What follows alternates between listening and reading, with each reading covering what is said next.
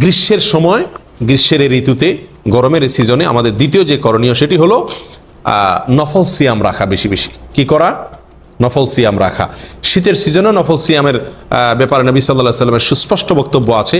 আর গরমের সিজনে সাহাবা একরামের, সিনিয়র সাহাবীদের অনেকেই গরমের সিজনে খুব বেশি রোজা রাখতেন। কারণ গরমের সময় এক তো দিন বড় আয়তনে, দ্বিতীয়ত হলো আবার গরমের প্রচণ্ডতার কারণে এই সময় রোজা রাখাটা একটু কি হয়, কষ্ট হয়। যেহেতু বেশি কষ্ট হয়, সেজন্য একজন মানুষ আল্লাহর খুব নিকটবর্তী হওয়ার কি থাকে, সুযোগ সৃষ্টি হয়। কারণ যে আমলে যত বেশি কষ্ট হয়, সে আমল আল্লাহ সুবহানাহু ওয়া তাআলাকে কত বেশি খুশি করা যায়। আপনি আপনার স্ত্রীকে ভালোবাসেন, আপনি আপনার কফিল বা মালিকের আনুগত্য করেন, সাধারণভাবে সবসময় কথা মানেন, কিন্তু একটা কষ্টের সময় যদি আপনি কষ্ট করে তার আনুগত্য করেন, কষ্ট করে ভালোবাসা প্রকাশ করতে পারেন, তাহলে তার অন্তর খুব বেশি আপনি জয় করার সুযোগ পাবেন কি পাবেন না। ঠিক তেমনি ভাবে এই গরমের সিজনে নফল সিয়াম রাখলে আল্লাহ সুবহানাহু ওয়া তাআলার এরকম নিকটে মানুষ যেতে পারে যে গরমের কষ্ট উপেক্ষা করে দিন বড় হওয়া সত্ত্বেও আমার বান্দা আমাকে খুশি করার চেষ্টা করছে। আল্লাহ সুবহানাহু ওয়া তাআলার রহম এবং দয়া সে খুব বেশি পাবে কি পাবে না। এই জন্য এই দিনগুলোতে খুব বেশি নফল সিয়ামের চেষ্টা করতেন সাহাবা ইকরাম। আমাদের আয়েশা রাদিয়াল্লাহু তাআলা আনহা থেকে পাওয়া যায় যে তিনি এই গরমের সিজনে কি করতেন, নফল সিয়ামের ফলে যত্ন নিতেন। আবু বকর সিদ্দিক রাদিয়াল্লাহু তাআলা থেকে পাওয়া যায় যে তিনিও কি করতেন, এই গরমের সিজনে নফল সিয়াম রাখার চেষ্টা করতেন।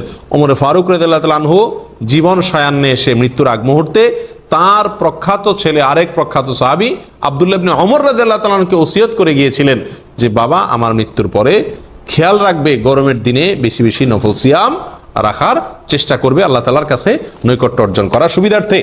এক সাহাবী, বিখ্যাত সাহাবী মুআয ইবনে জাবাল রাদিয়াল্লাহু তাআলা আনহু নবী সাল্লাল্লাহু আলাইহি সাল্লামের অত্যন্ত কাছের সাহাবী, যিনি ইয়ামানের গভর্নর হিসেবে নিযুক্ত করেছিলেন যাকে নবী সাল্লাল্লাহু আলাইহি সাল্লাম, সেই মুআয ইবনে জাবাল রাদিয়াল্লাহু তাআলা আনহু মৃত্যুশয্যায় যখন শায়িত, তখন তিনি কাঁদছিলেন।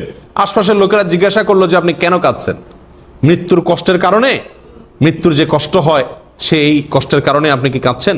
তখন তিনি বলছেন না, আমি মৃত্যুর কষ্টের কারণে কাঁদছি যে তা নয়, দুনিয়া ছেড়ে চলে যাচ্ছি সেই আফসোসেও আমি কাঁদছি যে তা নয়, বরং আমি কাঁদছি কেন, ওয়ালাকিন্নী আবকি আলা জামাইল হাওয়াজির, আমি জমা ফি শিদ্দাতিল হার ওয়া কিয়ামুল লাইলিন ফি শিতা, অর্থাৎ শীতের সময় রাত জাগা কষ্ট না, শীতের সময় উঠে দাঁড়িয়ে ওই সময়ে নফল নামাজ পড়া, আর গরমের সময় দিনের বেলায় নফল রোজা রাখা। এই যে সুযোগটা আমার এই মৃত্যুর মাধ্যমে, সেই সুযোগটা আমি চিরতরে হাতছাড়া করব। আমার মালিককে, আমার আল্লাহকে খুশি করার এক বিরাট সুযোগ ছিল যে সবাই শুয়ে আছে, আমি আরামের ঘুম ছেড়ে দিয়ে দাঁড়িয়ে গেছি আল্লাহর দরবারে ইবাদতে। সবাই গরমের দিনে পানি, গ্লাসের পরে গ্লাস ঠান্ডা পানি খাচ্ছে, আমি আল্লাহকে খুশি করার জন্য রোজা রাখলাম। এই যে মালিককে খুশি করা, মালিকের সঙ্গে একটা ভালোবাসার সম্পর্ক, একটা নৈকট্য অর্জনের সুযোগ, এটা আমার হাতছাড়া হয়ে যাবে মৃত্যুর মাধ্যমে। সেই আফসোস থেকে আমি কি করছি, কাঁদছি। এই ছিলেন সাহাবায়ে কেরাম। প্রিয় ভাইরা, সেজন্য গরমের সিজনে, গ্রীষ্মকালে দ্বিতীয় যে আমলটি আমাদের করা দরকার সেটা হলো তৌফিক অনুযায়ী মাঝে মধ্যে হলেও কি করা দরকার, নফল সিয়াম রাখা দরকার। আলহামদুলিল্লাহ, বেশ কয়েক বছর ধরে আমাদের বাংলাদেশ এবং ভারত সহ মধ্যপ্রাচ্যের এই সমস্ত দেশগুলোতে আল্লাহর মেহেরবানিতে গত কয়েক বছর জুড়ে আপনার রমজান মাসই হচ্ছে কিসে, গরমের দিনে, যার কারণে এই আমলটা আমাদের হয়ে যাচ্ছে। কিন্তু ওই যে সাহাবীরা যেহেতু বিশেষভাবে যত্ন নিতেন, অতএব যদি নফল সিয়ামের প্রতি যত্ন নেই, তাহলে ইনশাআল্লাহ তার জন্য আমরা আলাদা কি পাবো, সওয়াব পাবো। আল্লাহ তাআলা তৌফিক দান করেন।